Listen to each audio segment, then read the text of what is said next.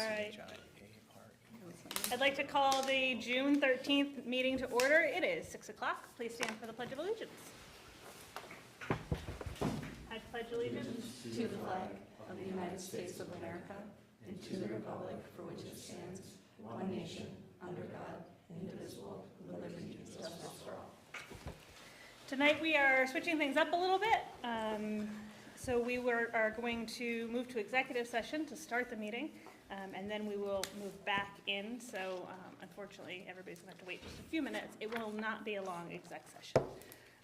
But I need a motion to adjourn to executive session to discuss matters pertaining to the employment history of a particular persons and to discuss matters regarding the proposed acquisition, sale, or lease of real property. A second. All those in favor? Aye. We will be back, you guys stay.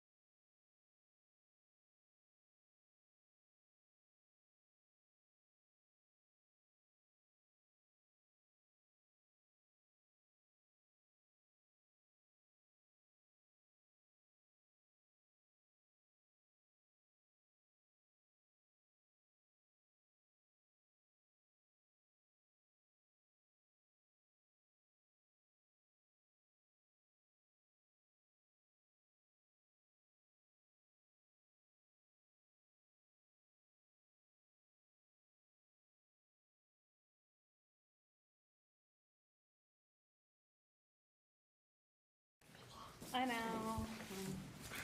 I mean, it wasn't as long as We're it normally thorough. is. Yeah, we've had much longer than that, Yeah. so.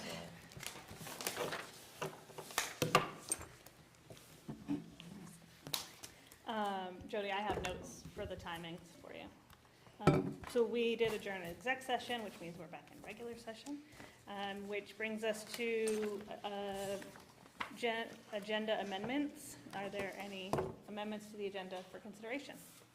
I don't have any. Then I need a motion to approve the agenda as submitted. I'll move. I'll second.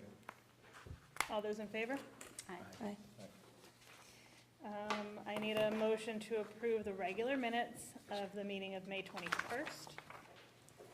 I'll second. Any discussion?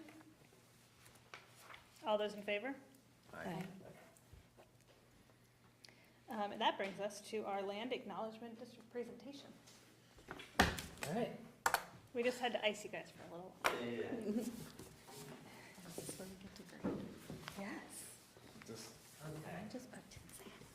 No, this is not. it's not this. No. Oh, this is not the. This is not the, no. Oh, No. well, I was all ready to go. That's for Tinsay later. Practice. Okay, so I brought Kale along with me, so I wouldn't be presenting Welcome, this Kale. alone.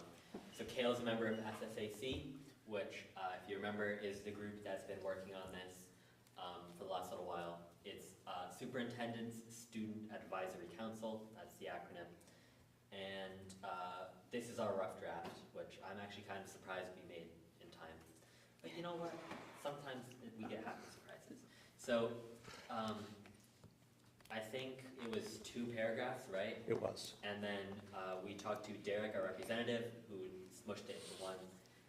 It's still just a draft. It needs to be formulated or refined.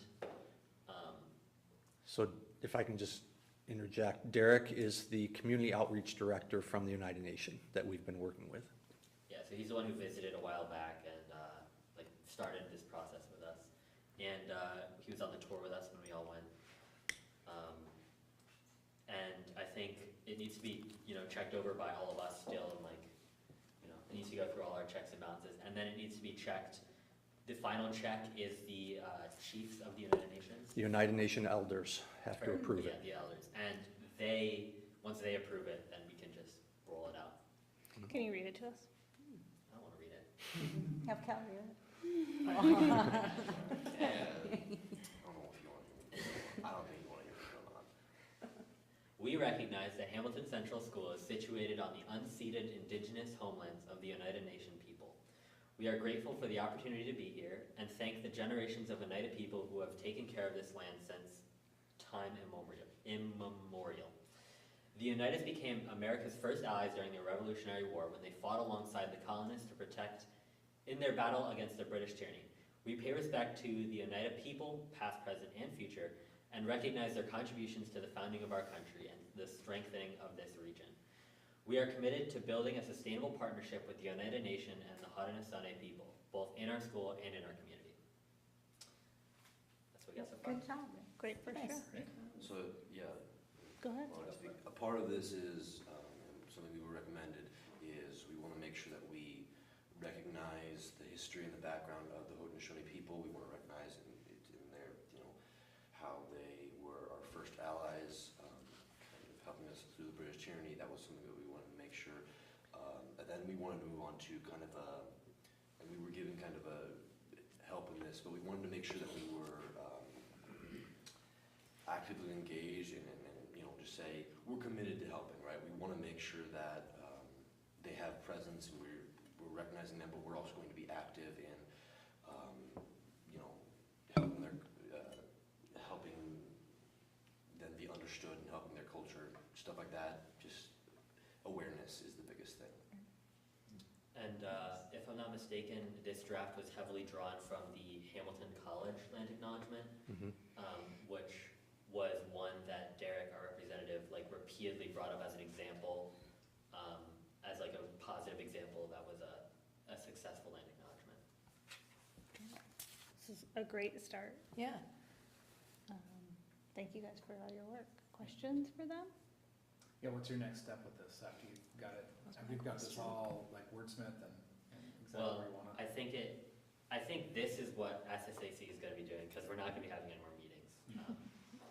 Then, we probably have to check this with like the HCS internal community, so inclusivity, steerings, right, all that stuff. And then, as long as you guys don't have any criticism, obviously. And then it'll go to the Oneida Nation, and that's like the final check. And then, well, we can start tagging it places. And once you have it finished, what will be the steps? Like, what's the plan? Is it to make sure that we're doing events with them on a regular basis, bringing them in for different things? Like, what are the thoughts for there? We currently have, I believe it was 5th graders, right? 4th grade. 4th graders, okay. Sorry. 4th graders were already going to the cultural center that we went to, and I don't know exactly what they had in mind, but I know that we're already trying to do certain stuff, and this is kind of like the first step. Now that we've recognized that we can do more stuff, I don't know if we have anything planned exactly yet. Okay. Just that cultural meeting with the 4th graders. Great. Yeah, I don't think we have anything specific, but I think the point is that there's a relationship to do stuff now. And this was like the handshake, so to speak, and everything else could follow this now. That's wonderful. You know, Thank one time mentioned maybe like a physical Like a plaque. representation of this, like a plaque or some kind of memorial. Oh, yeah. Is that still something you're? I mean, that's totally something we're on board with, but we haven't really discussed that yet. I think we're still a step away before we can like think about that, but that's Mr. Dowson's job now. I'm out of here. But I think a plaque would be nice. I think, maybe having like a tag for an email, putting it somewhere physically in the school, obviously, in multiple spots. Making sure that it's something that isn't just, deep in our student handbook that no one's gonna look at. Nice. Thanks. Thank you both. Yeah. Perfect. Thanks, Gail. Thanks, Cal. Thanks. Thanks, Tinsay. Kale, you are always welcome to stay, but as we say to most of our presenters, or almost all of them, you are also welcome to leave if you'd like, and it won't be held against you. So you can stay as long as you'd like, but you're also welcome to not. Just don't feel like you have to stay. But thank you for being here. Next up is our consent agenda. It is 5.1 through 6.1 tonight. So I need a motion to approve the following consent agenda. The treasurer's report, consideration of claims, transportation report, cafeteria report, authorization to transfer funds, authorization for payment of final bills, cooperative bidding, and the old policies and regulations. I'll move. Second. Do any discussion on any of those areas? No. Seeing none, all those in favor? Aye. Aye. Aye. That brings us to our community participation. See, we're moving right along now. We got exec session out of the way. At this time, if anybody would like to come forward, please remember that there's a time limit. And we thank you for being here and coming forward. I don't think there's any comments online, but those in the room are welcome to the podium.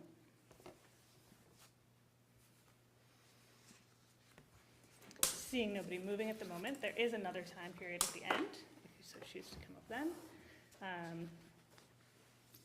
I didn't have the meeting going on my computer, so I'm just making sure nobody's, no chats there. It brings us to personnel.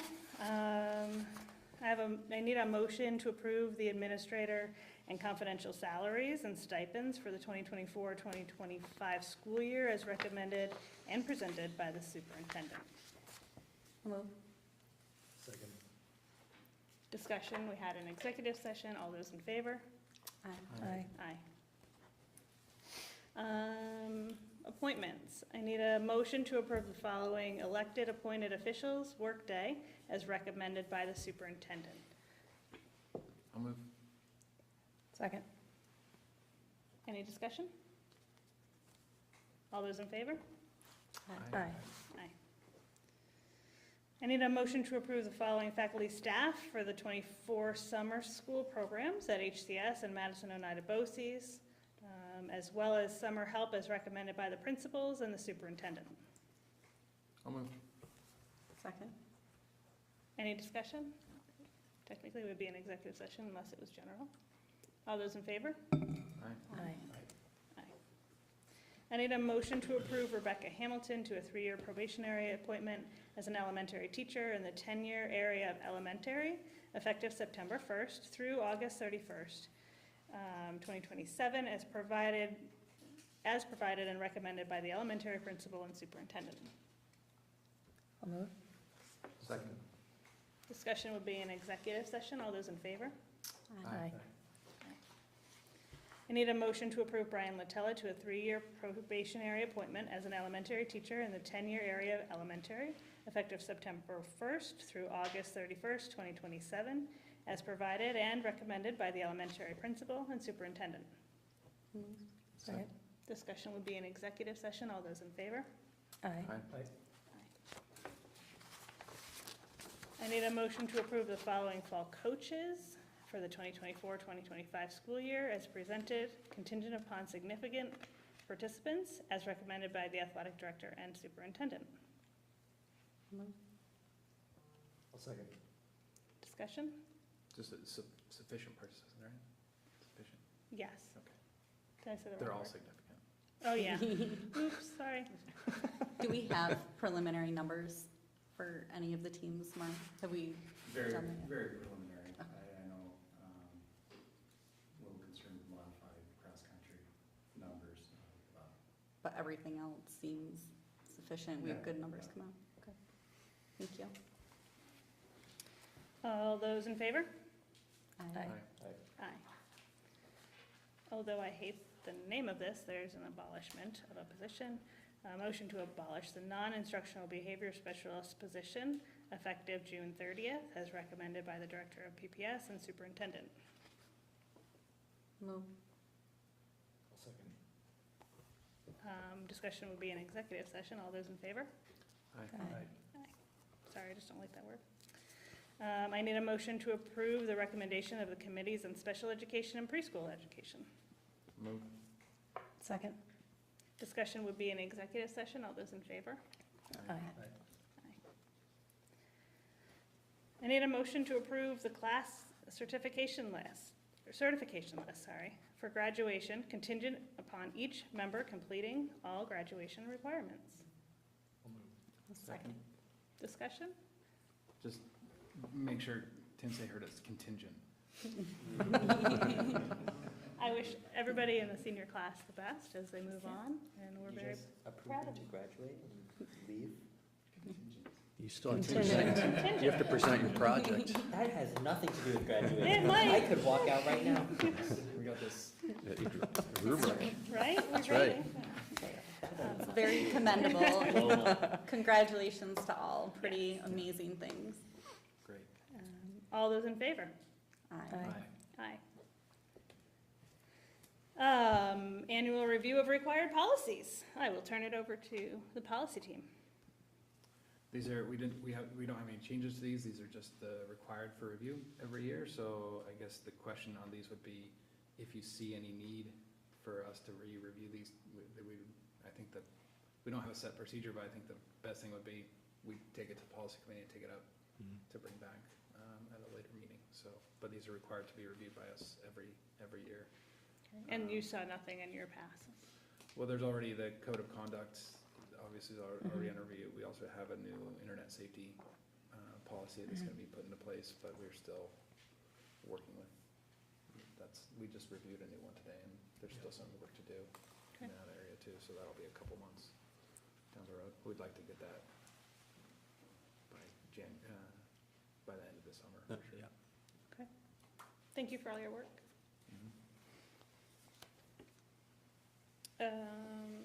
No voting on that one. So a motion to approve the summer curriculum development projects as proposed and recommended by the Director of PPS, Director of Technology, Principals, and Superintendent. I'll move. A second. Any discussion? This looks like some great stuff that they're gonna work on. Yeah. Really good stuff. Really good stuff. Thank you, everybody, for the work you're going to do. All those in favor? Aye. I need a motion to approve the Board of Education meeting dates for 2024, 2025 as proposed and recommended by the superintendent. I'll move. Oh, second. Discussion? Generally speaking, they're Thursday, second Mhm. Thursday at 6 o'clock. There will be some exceptions, obviously depending on the month and what's going on, Mhm. but generally speaking, that's what they're listed for. All those in favor? Aye. Aye. I need a motion to adopt the bond resolution of the Hamilton Central School District authorizing the issuance and sale of serial bonds or notes in anticipation of such bonds in the aggregate principal amount of $180,000 as recited in the attachment. Receipted in the attachment, sorry. I'll move. Second. Any discussion before the roll call vote?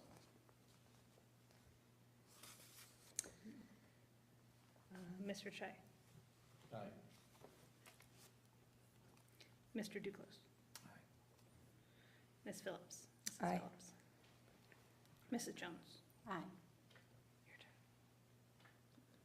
Mrs. Jacobson? Aye. I didn't think I could call my own name.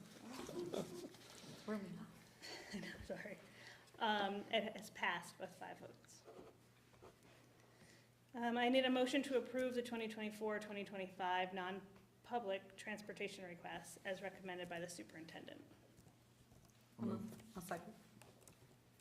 Any discussion? All those in favor? Aye. Donations. A motion to accept the following monetary donations with sincere appreciation and to increase the budget by these amounts as recommended by the business manager and superintendent. I'll move.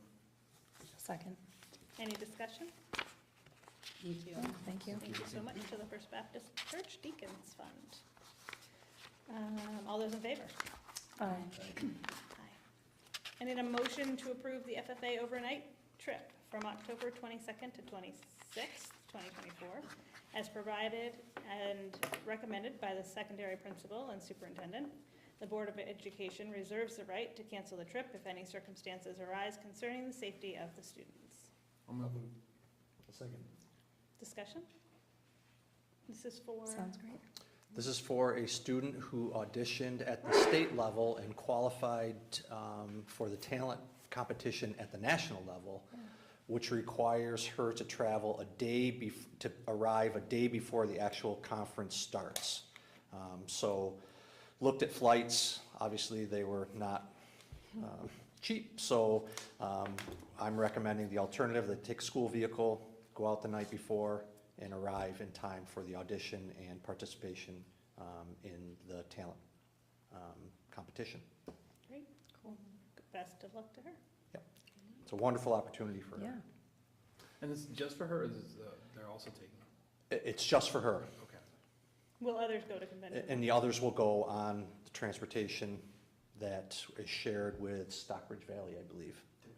Yeah, But we're approving both those we're, with this? we're transporting Right. just, yep, the This- advisor Just and the her student. and the advisor, yeah. Correct. This And the motion's advisor just for for this them. one. This is just for them, Just for the two of them. yes. Great. She's great. She's Yeah. gonna- She's gonna win it all. Yeah, she I hope so. Yeah, So Yeah. good. national champion. Yeah. That's right. All those in favor? Aye. Aye. Does everyone else seem to know who this student is except me? Yep. Probably. Wow.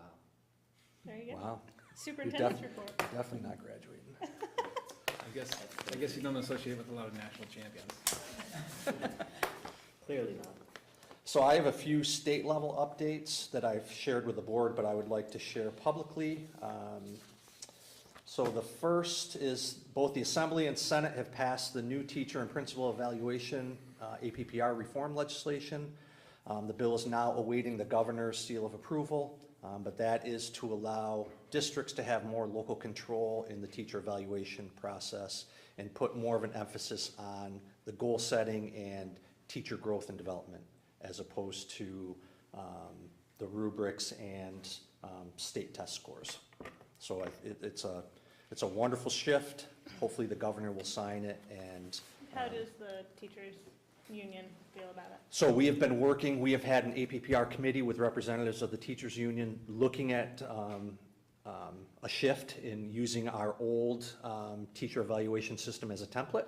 So they are in favor of the shift and moving towards more of a goal setting and teacher growth and development. So specific PD related to teacher goals.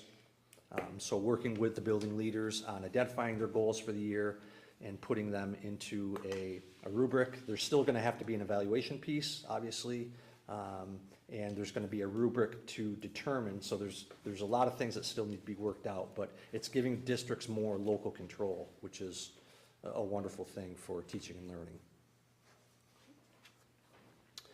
Secondly, on Monday, the State Education Department presented its vision to implement the recommendations of the Blue Ribbon Commission on graduation measures.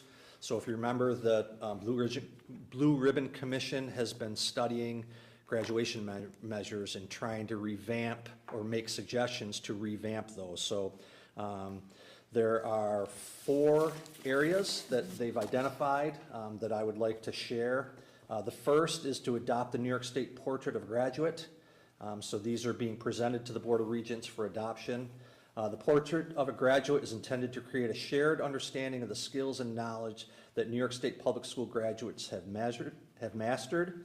To earn a high school diploma, a student will have to demonstrate proficiency in each component of the portrait, meaning they must be critical thinkers, innovative problem solvers, literate across all content areas, culturally competent, socially, emotionally competent, effective communicators, and global citizens. The second transformation is to redefine credits. NYSED, which is New York State Education Department, is proposing to redefine credits to focus on proficiency rather than upon the completion of time-based units of study, which is the current practice. The goal is to expand the ways in which students may demonstrate their mastery of the state's rigorous learning standards and attainment of the various components of the Portrait of a Graduate. Students would be permitted to demonstrate proficiency in a number of different ways, including, for example, through approved work or service-based learning experiences, dual credit programs such as early college high school, earning a New York State seal or credential, traditional high school courses, approved CTE programs, participation in the arts, or passing approved assessments, including the Regents exams. The department's vision in this area supports the needs of all students, including students with disabilities and English language learners, but because it allows the flexibility to demonstrate their understanding and skills in the best way aligned with their strengths and abilities. This approach is consistent with the Board of Regents' focus on creating a more equitable education system that allows for multiple measures to be used to assess what students know and can do while maintaining rigor. Third transformation is the sunset diploma assessment requirements. NYSED is recommending decoupling specific assessment requirements from graduation requirements. Doing so means that students will no longer need to pass the Regents exams or a 1+ pathway assessment in order to graduate from a school in New York State. Regents exams will continue to be available as one of the measures by which students may demonstrate their proficiency in meeting the state's learning standards. Students will continue to be assessed through multiple measures at the local level to demonstrate their learning. They'll take specific state-level assessments required by federal law to track progress across New York. The fourth and final transformation is to move to one diploma. The department recommends moving to a system with only one diploma available to all New York State public school graduates. Under the department's recommendations, districts would be required to confer diplomas to all students who satisfy the state's requirements. This approach would eliminate the local diploma. The advanced designation diploma would become a seal or an endorsement, and districts would be authorized to add additional seals or endorsements. So those are the 4 transformative areas that NYSED is recommending. The Blue Ribbon Commission between now and October are going to do ambassador forums to get public feedback. And then November of 2024, the department's implementation plan will be presented to the Board of Regents with projected timelines, affected regulations, and other considerations. The Board of Regents must approve any changes to the state's graduation requirements, and until such time, the existing graduation requirements remain in effect for all public school students in New York. So huge shifts in the graduation pathways, which I think are really positive. Yeah. So it's going to allow more student-centered learning and students to create their own pathways. More work for building leaders and school guidance counselors, but I think it's more of a personalized learning plan, which will allow students to graduate from New York State schools without having to pass 5 Regents exams, which I think is wonderful news. Can I And- just go comment ahead. on that? Just, I know that there's already been some portrayal of this in media in New York as being kind of a, getting rid of requirements and losing requirements, and I think that that's a misrepresentation of It what is. this is, and I think that it's important to focus on how much more flexibility this gives students to be able to meet the standards in so many different ways, where it would normally cut students off, and if you Mhm. wanna go down this path, then you can't do this, and so this I think is important, especially for our district, where we have Absolutely. students Yeah. with a wide range of desires and ways, and so often they have to go down one path or the other and don't have as many choices. This would give them still a lot more flexibility in Mhm. that area. I think that's a great point. And the last update I have from the state is the Senate Education Committee has approved a bill that would require all school boards to include an ex officio student board member. So the Assembly Education Committee plans to consider the bill later this month, which another positive gain towards public schools in New York, to have student voice sitting at the seat with the board. Trailblazer. You're a trailblazer. Yeah. I know they watched Trendsetter, all yeah. these meetings. Mm-hmm. I actually presented briefly at the School Board Institute meeting about our experience with a student board member. It was very positive and it's been really great. Does that bill specify any selection process? It does not. So, That'll be local so there's control. nothing that we have to change in our process? No. Great.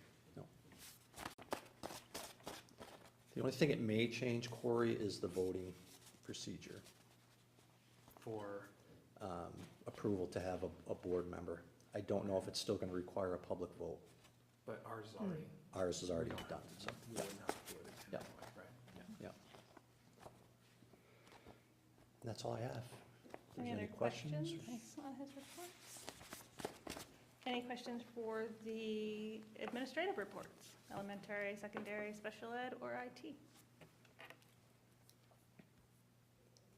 Thank you all for your time, Yeah, filling those out, and lots of good for stuff. your time in general.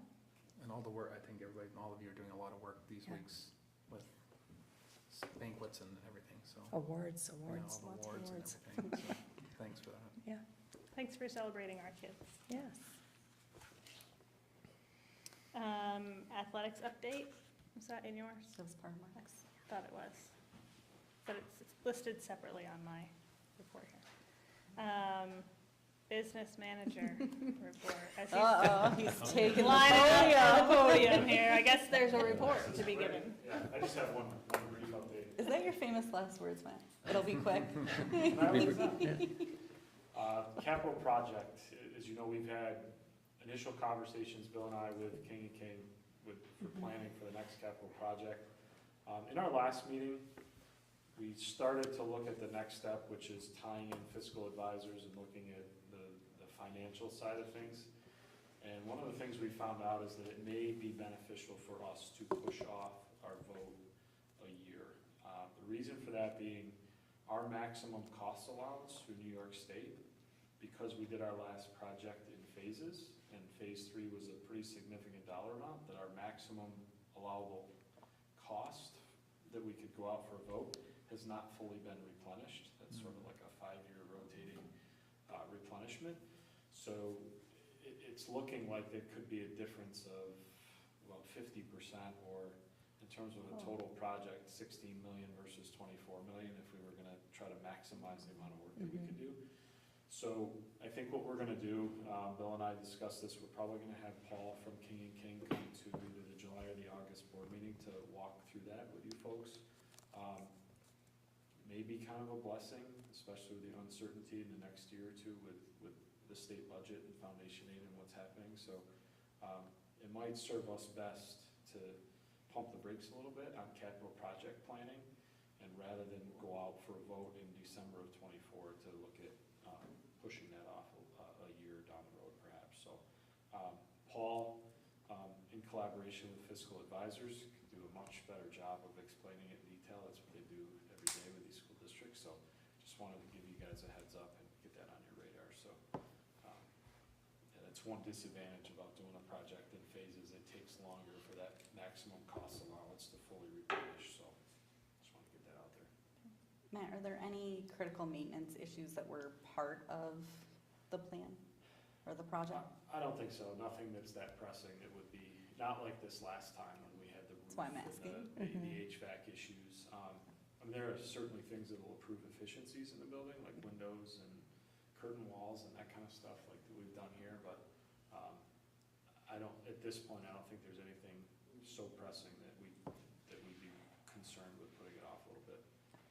Will we be able to handle things like the potholes that are in the parking lot and things of that sort between now and then, or, because they're getting Not bigger? permanently. The one is No, I'm so not saying- bad. I'm not saying permanently, I'm saying, No, it's gonna be status quo, just kind of, can we throw some rock in Can there we or do anything like something that? with Okay. just do what we can to. I thought I was gonna lose myself when I went to vote. Well, that's one of the that's one of the issues is with, Paul can get into this if you want me to be brief, I don't wanna get too far into it, but there's incidental budgets, there's construction budgets, site development is part of incidental budgets, and if, by not letting that maximum cost allowance replenish, then that's less money we have to do work like that, so by doing a project sooner, it could impact how much of that kind of work gets done. Okay. So, Because the incidental can only be a percentage of the total of your construction. construction cost. But we can look to do something to at least, Yeah. Band-Aid. We're gonna have to. because they're pretty Please. bad. We're gonna lose some bus shops if nothing, if not just our students' Retired cars. vehicles. I thought it was Yeah.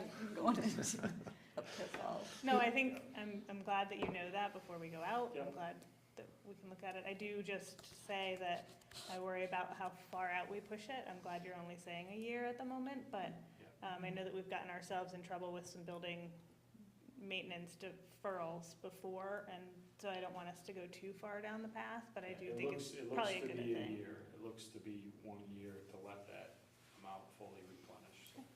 Good. But Paul could do a much better job of walking us all through. It'd be better for Bill and I and us to hear, and also for you to hear as well. So, Great. Okay. Thank you. Thanks. You ready? I was born ready. I know. It's your turn. Is this now? Are we grading now? We're Yeah. grading. This paper has This been is- like eating away at This is us. gonna determine his graduation. No. Well, I put the land acknowledgement as a project title, so I have to cross it out. Right there in front of the perfect. Perfect. Alright, you guys position us at like the most awkward angle to present to you guys. No. Well, we can slide chairs, but. I'll go wheel all the way around. You guys click your tab though, Oh, yeah. and put it on presentation mode.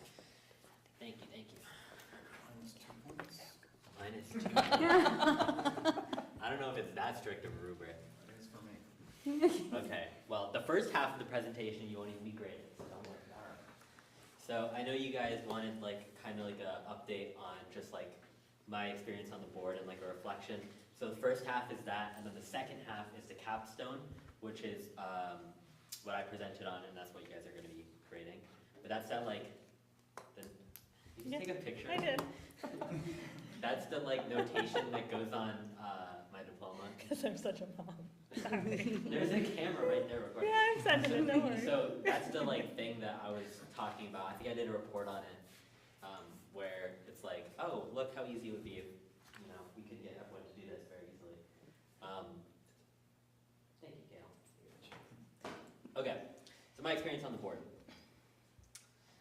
Let's hope the animations are properly carried out here. So my expectation going into this was that the Board of Education just kind of made all the rules, like, oh, the cell phone policy, that, yeah, it was just the board being the board and saying that everyone had to not have their cell phone. That's what I thought, you know? I thought many people paid attention to the meetings, and I thought that the board worked with governments to make policy and changes and stuff like that. My experience, changes in policy are not easily done, and for that reason, they're not like it's not every day that we're talking about changes in policy, or if it is, we're just talking about it and not actually, you know, changing the policy, or it's like, oh, we changed some words here and there. I remember hearing that a few times. A large chunk of the meetings are filled with like, I need a motion to do this, and it doesn't really make sense. I don't know what I'm talking about half the time. I'm trying to understand. Because is filled with all of that kind of, I guess, tedious stuff. It is a service because you're doing a lot to sit through those meetings. But also in between those meetings, it's a lot of work of, let's keep track of what Albany's doing, and let's pay attention to, if we wait one more year on a renovation, we get $8 million more, which is really cool. And what I've learned is that a lot of work goes in behind the scenes to run a school, and all of that legwork, or a large chunk of it, is done by the board. And I think I kind of knew that before, but it's seeing that is very different than just thinking it. People don't pay close attention to the board. Like, our audience is a historically large 3 people today. I don't think we have a viewer online. We might have like 2. It's just no one really wants to sit and listen to these meetings. And I guess that makes sense, but they are important, and people just don't really pay attention to them. Or if they do, they're only paying attention to the juicy things, like the gossip or the tea. They're not really paying attention to everything that happens. Local leadership is given a lot of authority to basically do things on their own, as long as they're following, the government laws, right? So that like APPR thing, right? Yeah. That is a prime example. Like, we are given more authority to kind of do our own thing there. We're given authority to make our own capital gains project. We're given authority to run our own board of education, and the government doesn't pay attention to us as long as we're not doing anything really crazy. And that's what we're going to be focusing on in the second half, which is that the government largely does not pay attention to us. So, the importance of a student board rep.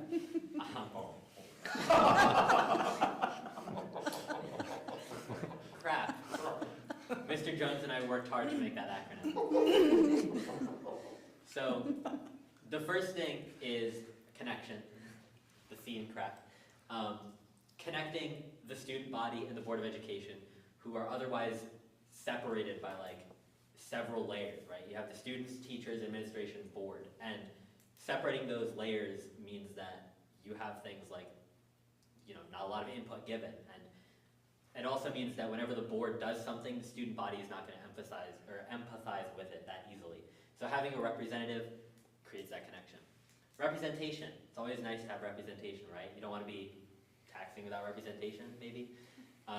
So having someone who is a member of the group that you are lording over being a representative is nice. Avenue. This was actually supposed to be opportunity, but we changed it to make it crap. Avenue. This is really this is kind of specific, but for me in particular, having this experience is valuable. It's something that is going to be great on my resume. It's experience that I'm going to be taking later on in life.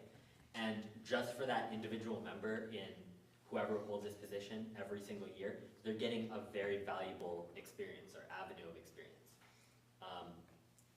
So that is a benefit.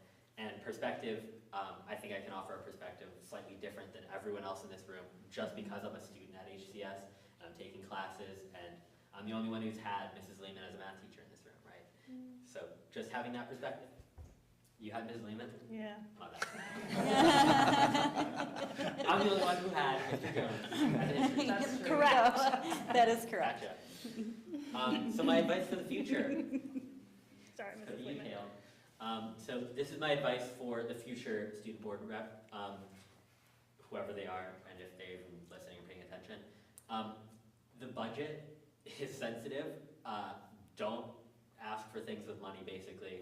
Or if you do, be very careful about it, because it's a Jenga tower, right? You can mess that up really quickly.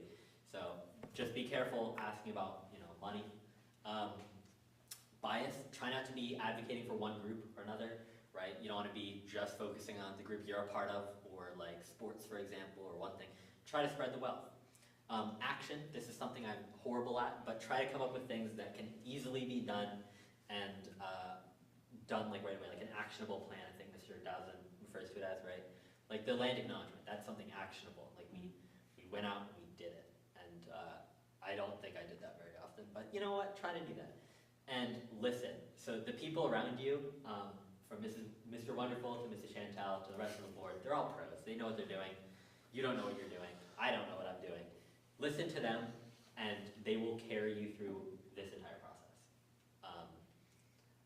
And they make it much more easy. Like, for example, I was supposed to come get my meeting agenda today, and Mrs. Chantel wasn't there, and I was supposed to come back and get it again, and I just forgot. But Mrs. Chantel is just such a pro. She printed it out and left it right there for me.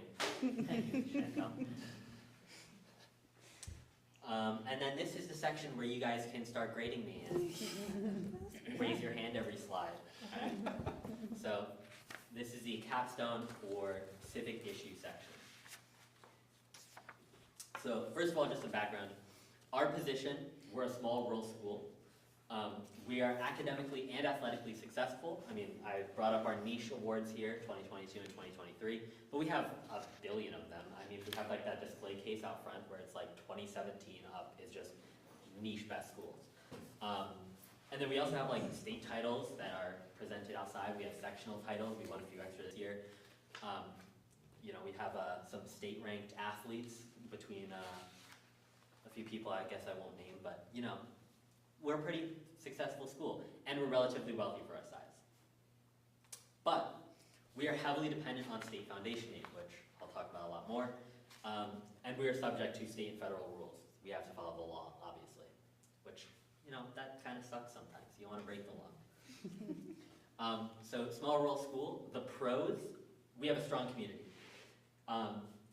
I think we have a very supportive community of pretty much everything we do. And like, just for an example, we have all our seniors outside on banners on light posts. I don't know how that ended up starting, but that's really cool. And it's like, just like a nice supportive thing that the community does for us, among many other things. Like the Heritage Barn for our prom. I mean, there's so many examples. We can specialize to our community needs. I think the best example of this is the fact that we have AP classes. And like our community is academically geared, and we in turn have 8 AP course offerings to match our student needs. And our priorities can be concentrated. Instead of having to focus on 8 million different sports and clubs and teachers, we can focus on our group and try to like hone everything into the max. But there are cons. We are not as successful as suburban districts. I think that's just a fact that they're going to be better than us just because they have a significantly larger budget than we ever will. We have a very small budget. It's, I don't want to say flimsy, but it can be knocked over very easily. I mean, it is like a Jenga tower. And we have less programs and student opportunity. And I think this is something I'll be focusing on. The state does not pay close attention to us. That's like the key thing of this slideshow. Changes are not easily made. It's so hard for us to do anything. The state is so slow. I mean, everything that they do is like, it's like, oh yeah, in 3 years we'll find out. It's like, what does that mean? I'm gonna be gone. Complaints are not fully listened to. I think it was Mrs. Jones, right? You went to Albany and we're talking about the budget, and they were just like, we're not talking about that anymore. That was 3 months ago. Like, they just don't listen to us. And we're a small school, and I get that, but come on, we're one of the people you guys are governing. You guys will listen to us. But they don't. Budgets are made without our input. This is a huge one. I mean, we make our budget after their budget, or we make our budget before their budget, and then have to like guess what they're gonna do. Which that means if we guess wrong, which happened this year, not our fault by the way, Mr. Crow. Yeah, then we end up getting screwed, and that's what happened this year. I mean, they make the budget, and we just kind of have to be like, oh, okay, that's our budget this year. Regulations change with their goals, and not ours.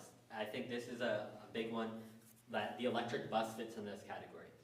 Their climate agenda that the state wants to focus on is the reason they're doing the electric buses. But for us, we don't care about the state climate agenda. Maybe we do a little bit, but like, our main goal is to educate every student every day. That's our slogan. Buses can take away from that if they're not just, you know, the ship of the line, basically. And by changing that already solid system, you can be, you know, you're sacrificing our agenda for their agenda. we're often kept in the dark about changes. This is the budget, until they're already enacted. Like, we didn't know what was gonna happen with the budget. We were told one thing, it ended up being something different. And suburban and urban schools are often the focus rather than small ones. I have some data later on, but, I mean, I think that's like very obvious. I think 1/5 of New York students are rural students, and they still receive like less than 1/5 of the budget, I think, but it's kind of crazy. And rules are made regarding us, about us, without our input. That's a big one. Examples from this year, look, I just talked about this. Electric buses, the timeline is super rigid and crazy, and there's obviously a lot of flaws. And then there's like a lack of funding for them from the state, like we're expected to fund them ourselves. I use this analogy with Mr. Jones, where it's like your mom telling you to vacuum your room and not giving you a vacuum. Like, how are we supposed to afford these electric buses? Oh, figure it out. What does that mean? Foundation aid cuts, this is like the big focus. There was a huge lack of communication, there's conflicting information. We were told a 3% increase and it ended up being a 1% decrease. So then we budgeted with a 4% difference in mind, and then that's screwing us over. And I include that image right there where it's like, there's this huge divide between Albany and us. That's our Albany Capitol. It's a pretty beautiful building, actually. So here's some articles that I would say I found, but Mr. Jones actually found them, talking about like this exact idea that rural schools are kind of overlooked. One is from New York Times, and one is from Olean Times, Herald, and it's just talking a lot about how they're very overlooked, they're underfunded, they get less attention, and it creates this negative feedback loop of less funding means less people, means less funding, means less people. So, and I'll talk about that more. So this is the Olean Times article, and this was a graphic that was in it, where it was basically, to break it down, the New York State average is that most of the funding for a school comes from local taxes, but in rural schools, especially in Western New York, which is the focus, it's much more based on state aid. And in these two counties, Cattaraugus and Allegheny, there was it was 2/3 of their budget was from state aid. And even despite this, if you look right here with those red arrows, they were still receiving the smallest increases in budget, despite the fact that they were the most reliant on it. And when you put this into like raw numbers instead of percentages, it becomes even more ridiculous. Like, if you take a large school, right, and let's say they're receiving, for example, $100 million in state aid, and over 10 years they see a 40% increase. That's $40 million, right? But then you have some rural school that's receiving $10 million in state aid and receives a 20% increase over 10 years. That's $2 million. They're receiving not only a smaller percentage, but a significantly smaller raw amount of money from the state. And the state just kind of is like, oh yeah, well, they're rural schools, they're small, they don't need that much money. But then the reason they're often failing is because of this issue. And this is from our Hamilton website. It's actually 2016 to 2017. So I don't know how up to date this is. Mr. Crum, maybe fact check me. But it's 57% is state aid, about. Yeah. So we're in that category of the Western New York schools, where it's like 50+% of our funding is state aid. And yet we're still seeing very small increases. And also because rural schools receive a large percentage from state aid, every increase or decrease is critical, and it can literally be the difference between shutting down a school 1 year. So this is our budget this year. This is a map that I got from Mr. Snyder that kind of like, you hover over a district and it shows how much they're projected to increase or decrease according to Governor Hochul's proposal, which I think ended up going through, or at the very least, we got the same as what was expected to be on here. Basically, the trend is that in urban and suburban districts, they got more money, and rural districts got less money. Kind of sucky for us, especially. And another thing that's interesting is that in 2024, Hochul proposed and I think passed this historic state aid plan, which was like a multi-billion-dollar bill for not only public high schools, but also like the SUNY system to give billions of dollars in funding to public education. And for Albany, it's like, oh look, we love education, we're spending so much money on education and all this stuff. But then here in Hamilton, $900,000 decrease, give or take, in our state aid, which is 6% of our total budget, give or take, don't fact check me, Mr. Crump, and 10% of our tax levy, which is way more than we're allowed to increase, according to like the tax levy cap, right? It's like double. Yeah, thank you, Mr. Crump. So for Albany, it's like, oh, look at this, we're spending so much money on education, but then for rural schools like Hamilton, it's like, well, yeah, but not for us. It's not going to rural schools, it's going to urban schools, it's going to suburban schools, and that's great for them, but what about us? So what are our options? Do nothing and try to deal with the state decisions as they appear, just kind of like the status quo, you know, deal with the $900,000 hole, deal with the electric buses, just kind of move along. That's one option. We could try to petition the state alone and be like, hey, let's not get rid of all our money in 1 year, please, or let's not do electric buses in 5 years, please. But let's be real here, they're just gonna ignore us, why would they care? And option 3, the M word, merge schools to become a school that's unaffected by small school issues. Like if you combine schools until you become a school with 10,000 people in it, then you're not going to be affected by rural decreases because you're going to be one of those schools benefiting from these Hochul proposals. But there's so many flaws with that. Like you're ruining your school identity. Someone's always getting the short end of the stick in a merger, and it's not popular among communities. So there's a lot of flaws there. Option 4, assemble the Avengers. This is my personal proposal and my solution to this issue, which is cooperate with other districts to be heard by the state. And these are just a bunch of districts around us that I included. Just to give an example about this, number 3, the merger. At the last FM board meeting, it apparently came out that CAS and FM proposed a merger. And I don't know if you guys saw this, but it was like laughed out of the room because why would FM merge with CAS? CAS is a rural school.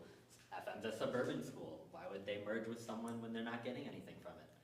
I mean, CAS is one of the people getting those Hochul decreases and FM's getting those increases. So why would they merge? It just makes no sense to them. But anyways, we're gonna go away from schools for a second to workers' unions. So this is a Washington Post article I got all this information from. About UPS in 2023, who scored one of the biggest union victories in recent memory. And they got higher wages, they got AC, new full-time positions, or FTEs, as Mr. Wonderful likes to call them.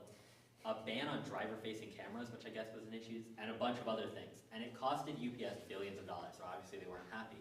But the reason they were able to achieve this is because 340,000 UPS drivers and employees all banded together and they said, these rules are stupid, we don't like them.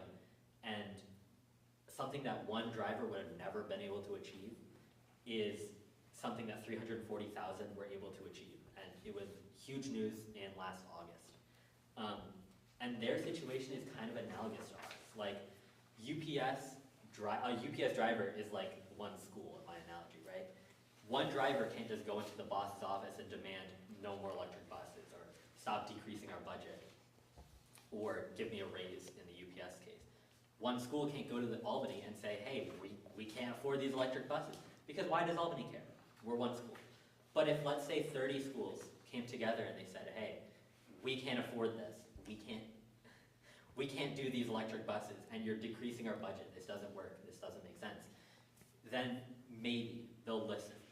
And it's the same logic that unions use. One worker is replaceable, one school is ignorable, but you take enough and they can. So how this could benefit us. So one, every issue we face is an issue that someone else faces also. Like, we're being screwed by rural school budgets being decreased, so are all the other rural schools around us. We don't like electric buses, no one likes electric buses. I mean, I've used these two examples a lot, but I mean, there's so many other things too. I mean, take it out of this year, and I'm sure there's other examples from like stupid things the state does to us that everyone else also dislikes then. It creates a funnel for issues to be like concisely and in an organized manner presented to the state, instead of it all being like 40 different schools going at once. It was one block being represented together. And importantly, the state is more likely to listen to multiple districts rather than one. It's union logic. It also, and this is like a little side benefit, but it creates an infrastructure for other issues to be cooperated on with other schools. So like, let's say for example, this electric bus thing, we never end up shooting it down. It ends up happening, and we have our 100-mile buses that we can't get to Old Forge with. Well, it'd be really nice if we had a very easy to connect channel with Old Forge's school districts to say, hey, can we charge our bus there? Because we are not gonna have enough range to get back. And rather than it being some sort of loose one-ended email, if it was a concrete system of collaboration, I think it'd be more efficient.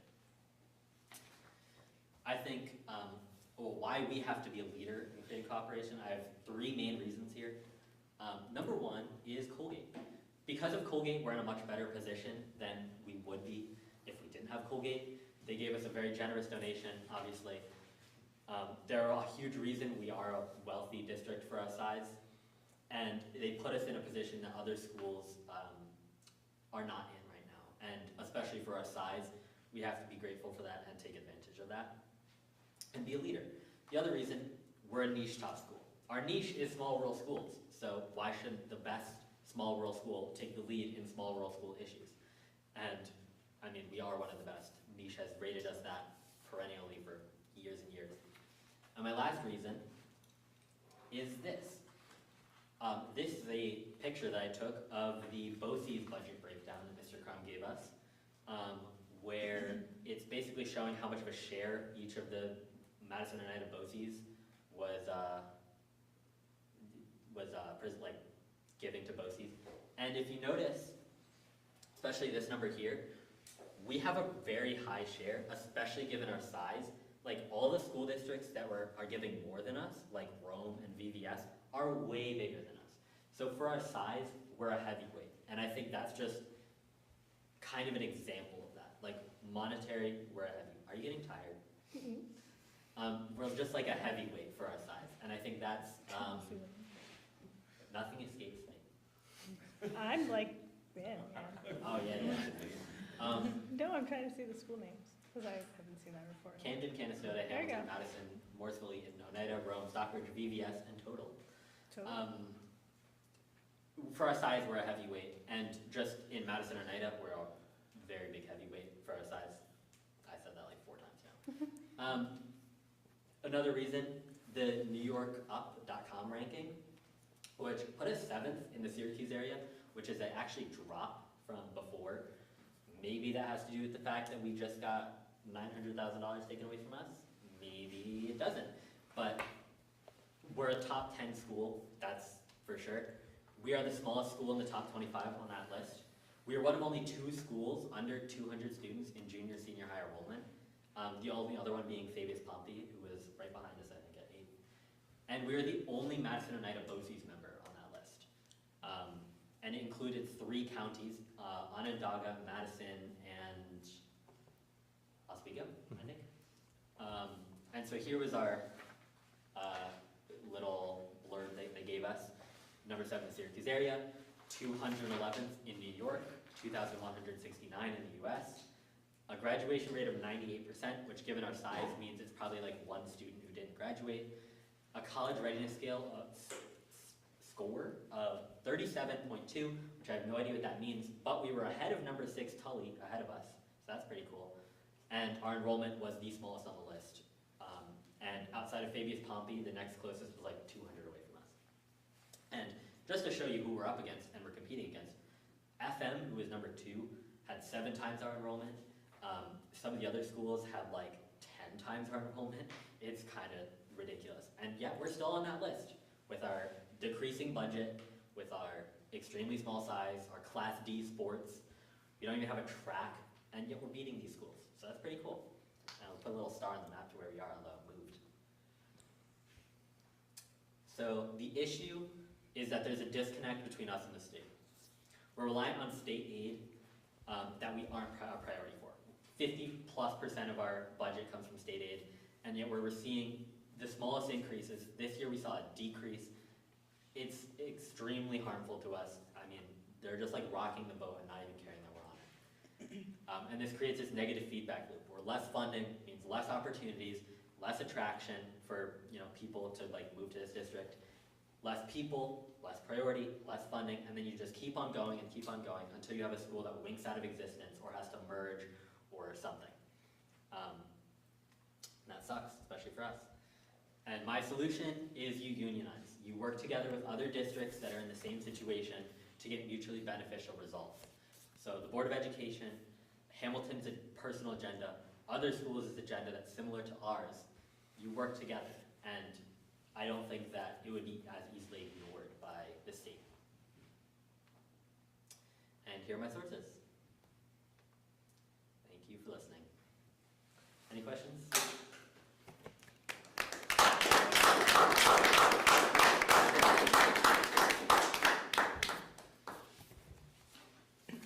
Questions? No questions?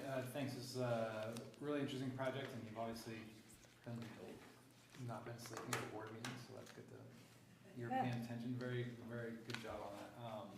I wonder if where you think maybe in this collaborative effort that you proposed, maybe student voices could be involved?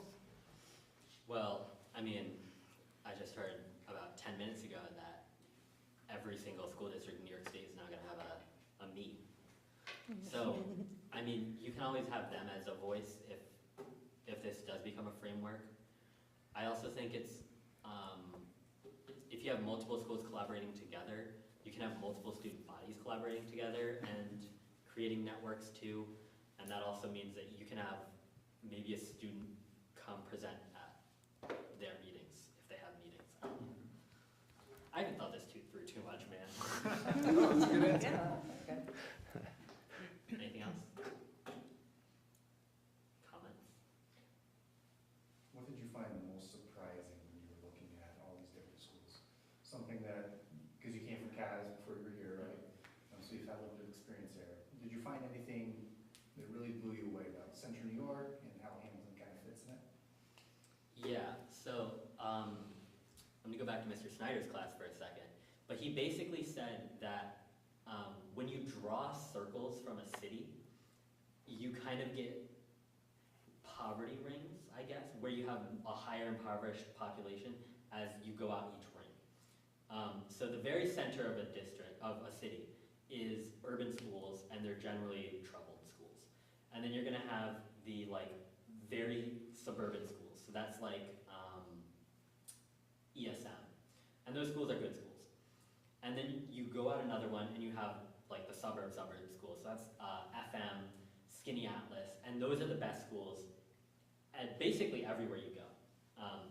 Like the top of our list for the Syracuse area was Skinny Atlas and then FM. And then it was like ESM, JD. So those are all schools in that second ring right outside of the district. And then the further out you go, the more rural you go, and the less money you're gonna have, the smaller the districts are, and the less of a priority they are.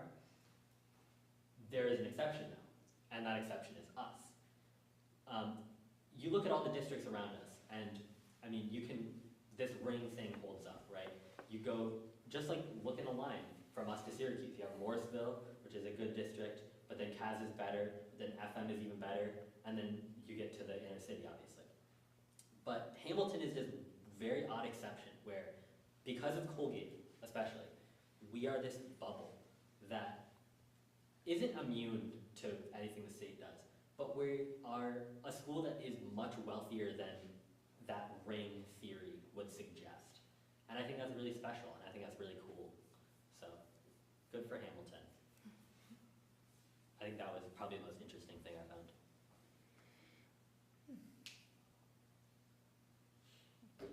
Other questions for Tinsay? Very interesting. Great job. Yeah.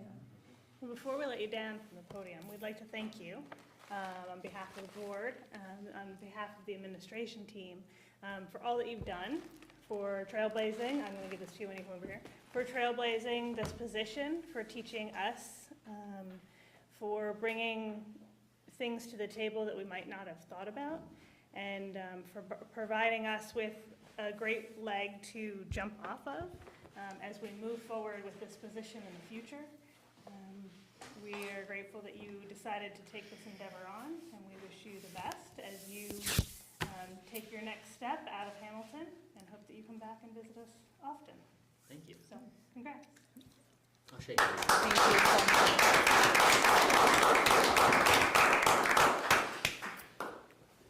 Thanks for that. so much. So because you've done the capstone project now, does that mean that you get an extra designation on your diploma, the seal of civic readiness, or? I think so. I think I might have actually fulfilled the requirements without this presentation anyways. But there's like a rubric, and each one is amount of points. And if you do the capstone, which obviously requires the experience, but if you do that, you get 4 points, and out of 6. Yeah. So everything else is like a point or half a point. So that basically gets you the seal. Are you the only student that has done that this year? I think so, right? Am I right, Mr. Jones? So, yeah. We've been working on embedding it within the curriculum though, so by the time that students make their way to their junior and senior year, they've gotten the majority of the points. So they'd have to do maybe one or maybe 2 extra things, depending on the pathway, whether they're staying in school or going to BOCES, that would allow for them to just automatically get the seal. So we've been, I think Tinsay presented earlier this year about encouraging students to get the seal and the ways that we can kind of embed that within the curriculum. So that's kind of where the path that we're on right now. We're working with guidance and social studies teachers to make that happen, so. And with the changes, that's another pathway to graduation also, Mhm. right? An example of something the social studies department did was the humanities fair. Oh, yeah. this year. So those are opportunities for students to get some points on that checklist to meet the criteria. You could also get them from clubs, I feel like. From what? If you did the right clubs, I feel like you could get them. Yeah. Like our new Student council. new anthropology club, perhaps. You never know. Last year, Mr. Jones was our first student. Yes, last year. Well, thank you. Yeah. Thank you. And I wish you the best, but you have to stick with us for the rest of the meeting. You don't get to leave early. SEL report. We're skipping that this one. That's what I thought. Yeah. So because of the time of the year, we will skip that this month. And it brings us to knowledge sharing. So we've got elementary here.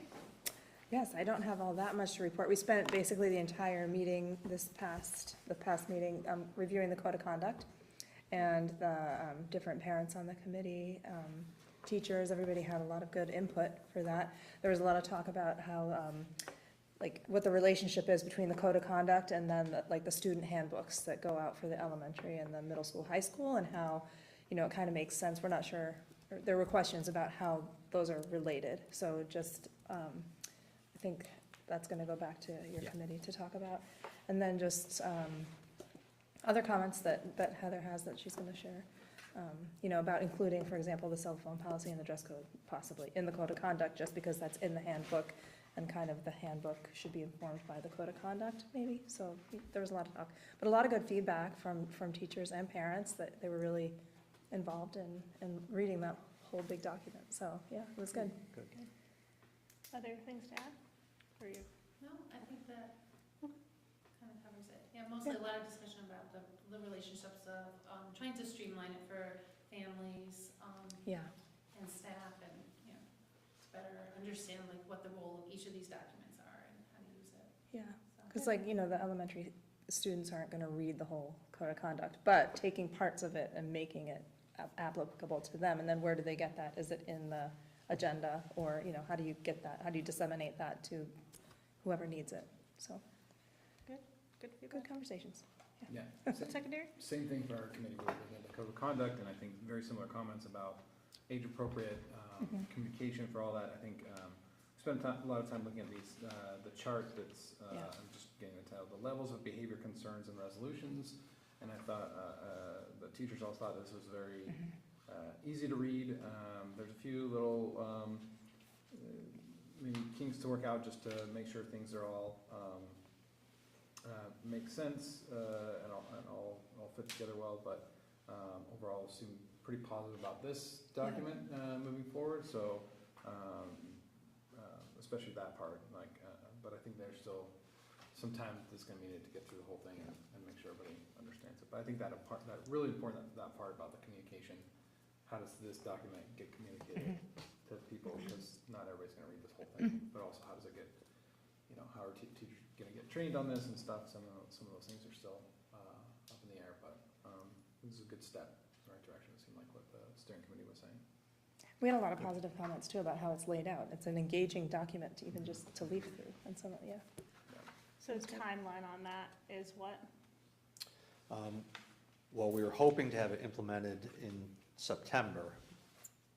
The goal, that was the hope, the goal was September of '25. Okay. So we do have time. It doesn't look like we're gonna have enough time to get it implemented for September of '24.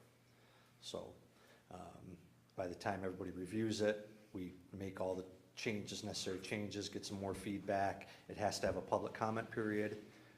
So we're probably looking at 2025 for implementation. And the committees are good, you guys feel okay with that, and your groups are? How long is the public comment period? 30 days, 30 days. Minimum, minimum, right? yeah. I think it Okay. might be good to. Yeah. And there's gonna have to be Yeah. some back and forth with, like, there's legal issues, and this, because this would be the document that people could refer back to Yes. Mhm. So it's gonna have to be legally, so vetted by legal. I think Yeah. there's a lot of Yeah. vetting. Okay. I think. So it's a I big- don't know that we didn't talk about a timeline, but I think everybody would rather it was done right, Right. Yeah. exactly. pushed Yeah. through Good. quickly. Yeah, I'd rather take our time and do it right Yeah. and allow feedback and have legal the opportunity to vet it Mhm. before implementation. Especially because it doesn't seem to be holding up the restorative practices Right. implementation, right? Right. So that's the important piece that we want to get Mhm. actually going. Okay. Inclusivity? Inclusivity Committee had its last meeting with Dr. Amy Combs from the Mohawk Regional Information Center. And the committee spent this last meeting, most of that time, just breaking down the information we gathered through the surveys. And that is going to set the path forward for the action plan. Is really sort of is a tool to enable the community to ask the questions to identify the areas of need. I had to step out early, but did you feel good about the outcome of that meeting? Yeah, I thought it was a very productive meeting. We just received today an email from Dr. Cones with some templates for the action plan that we can then take the information and the data that was aggregated from those surveys and put them into an action plan that we can then present for review. So very productive meeting.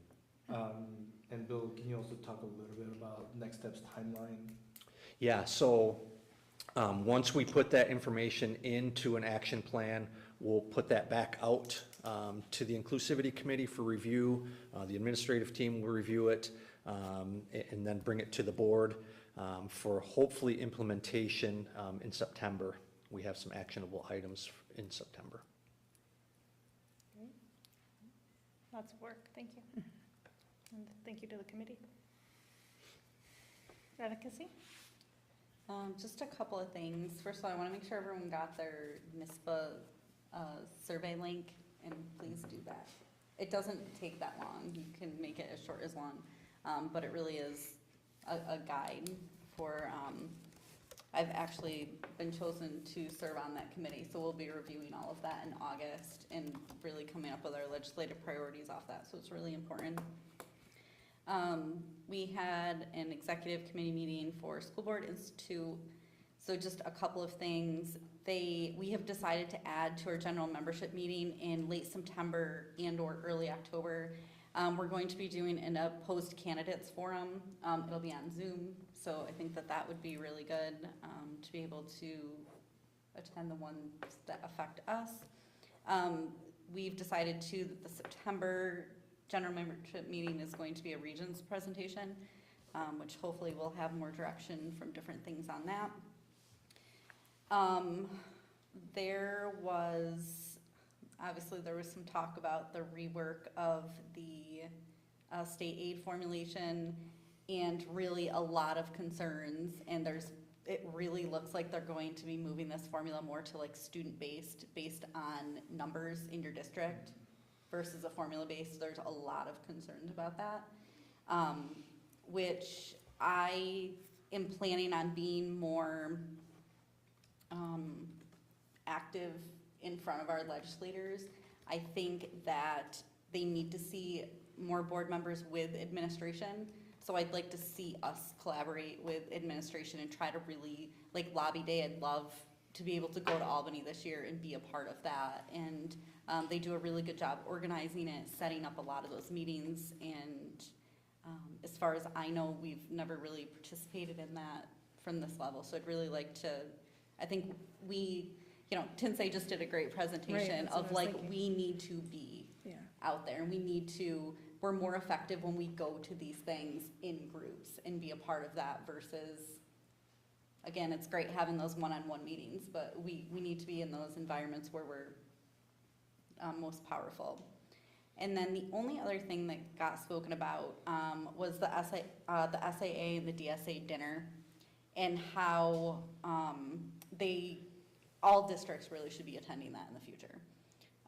There was some talk about some students really not feeling supported because usually it's just districts who have recipients that attend that. And it would be nice to support students even if they're not students in our district. And they are looking at that rubric. There has been some concerns with the rubric and how those students are selected for those awards. So they're gonna spend some time in September putting together a committee to kind of evaluate that process. What is that? So we went last year, I think, so it's at Twin Ponds. I think Daria was our recipient last year. And typically, just like many other districts, we're not an exception, but typically like you only go if you have a student that's selected. But they're really hoping to make this a bigger event, and they put a lot of work into it. They do a decent job. Is there a cost to attend it then? I don't remember if there is or not. I don't think so. I don't think there is either. I think there. And if there is, it might be very minimal. I know, but still, with the, like. Right. Yeah, I'm not sure. We'd have to look into that. I'm fine with going, but we also need to be conscious of how many, Absolutely. how many things we're going to. Yeah. And It was I it would was a rather, huge topic of I'd rather our money conversation. go to us traveling to legislative things Absolutely. if our students aren't at these other things. Yeah. I want to keep that in mind. But what is sorry, I don't even know what this actual event is. What's it called? It's the Student Achievement Awards and then the like Distinguished Service Achievement Awards. So there's like Oh, yeah, okay. people in the community, board members, things like that are recognized. And it's typically based on, the student selection process is basically on like students who have faced big adversities. And there was a lot of like, they said like it became very apparent like who was writing some of these, and really like if each district could really, there's some districts that are literally sending in stuff with like 4 sentences on there. But really being able to articulate how special and what some of our students are really going through, and how it's really a huge accomplishment for them to be as successful as they are in some of the environments that they're in. So I said that I would bring that back and discuss that. Thanks. So I think that's it. Jen, if you don't mind, if I can just jump in, I just got an email this afternoon through the School Business Officials Association that the Rockefeller Center that's conducting the Foundation Aid study, they just announced the 5 dates this summer that they're gonna be having the public hearings. Oh.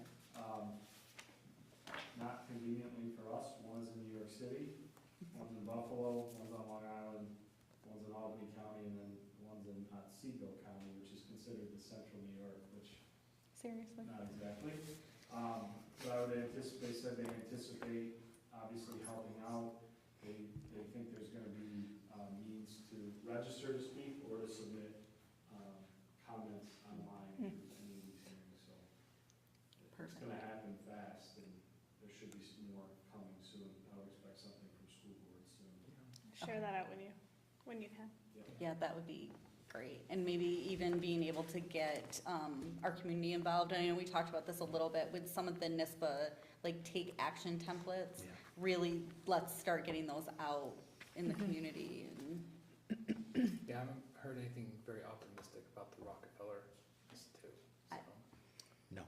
I think there's not a lot of good feeling about, It's gonna I mean, take a it lot of- needs to be reformulated, but Yeah. NICEAD was hoping to have control over that, but yeah, didn't happen. it's very nerve-wracking. Next up is board update. That's there. The budget vote results were provided. They're not provided. No, No. You have it written down there. they will be part of the district clerk file. I just need Okay. them to be part of something. Okay. Board related. So if anybody needs them, Right. See they're on the Jody. website, yeah. the 2024 senior class future plans. We got this. We got You that. got it. Yep. Do we want to say anything about them?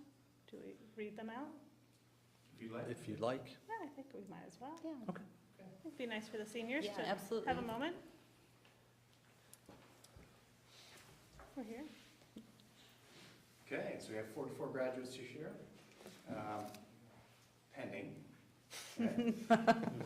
So Stephanie Bernard will be attending SUNY Cobleskill for environmental studies. Joseph Berry, University of Rochester, pre-dental track. Ava Brooks is attending St. Lawrence University, biomedical studies and psychology. Ma Brownback Thompson, Binghamton University, biological sciences.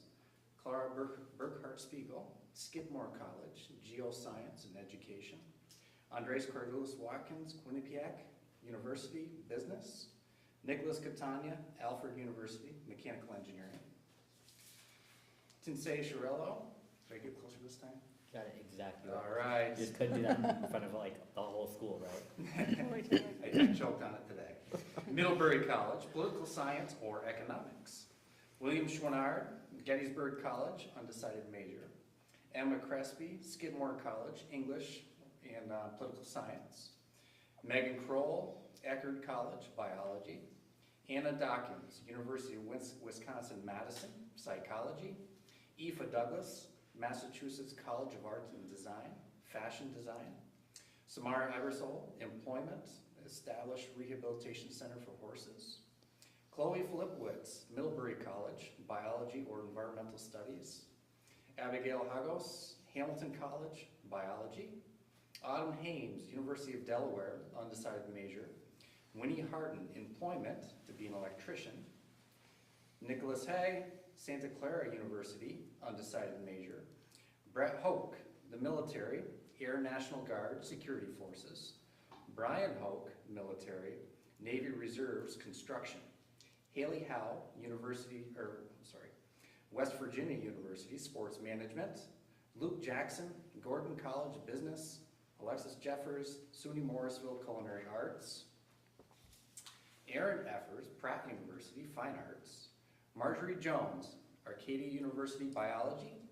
Colleen Kelly, St. Bonaventure University, early childhood education. Eli Conowitz, SUNY Polytech Institute, interactive media and game design. Landon Latella, SUNY Polytech Institute, psychology.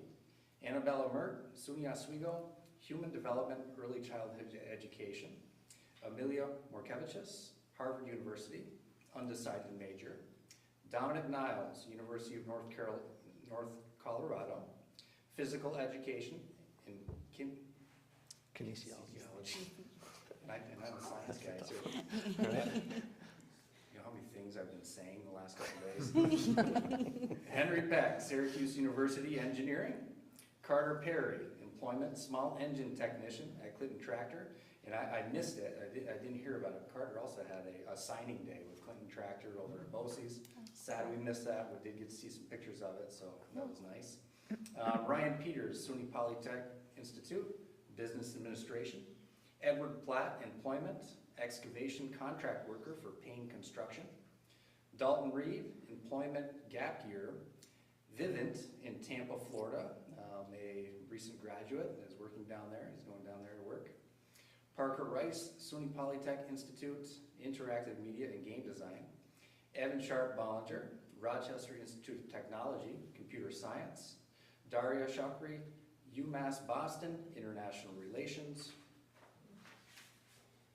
Lindsay Spear, University of Denver, Music. Noah Stahlberg, Lafayette College, Government and Law, Foreign Languages. Shinsei Yamamoto, International Christian University, Gender and Sexual Studies in Psychology. And lastly, Wesley Zimmer, Hobart and William Smith Colleges, Political Science. So we have a great group of kids going a lot of different places. Yeah. I'm pretty proud of this year's class. Great Yeah. job. Excellent. Very nice. The summer office hours, starting July 1st, offices will operate on a 4-day work week, 32 hours. One office will remain open every Friday, with the exception of July 5th. Policy Regulation 2020.7, organizational meeting, is on there for informational purposes only. And I already did the recognition of our school board member because it just fit then, and I didn't look far enough ahead.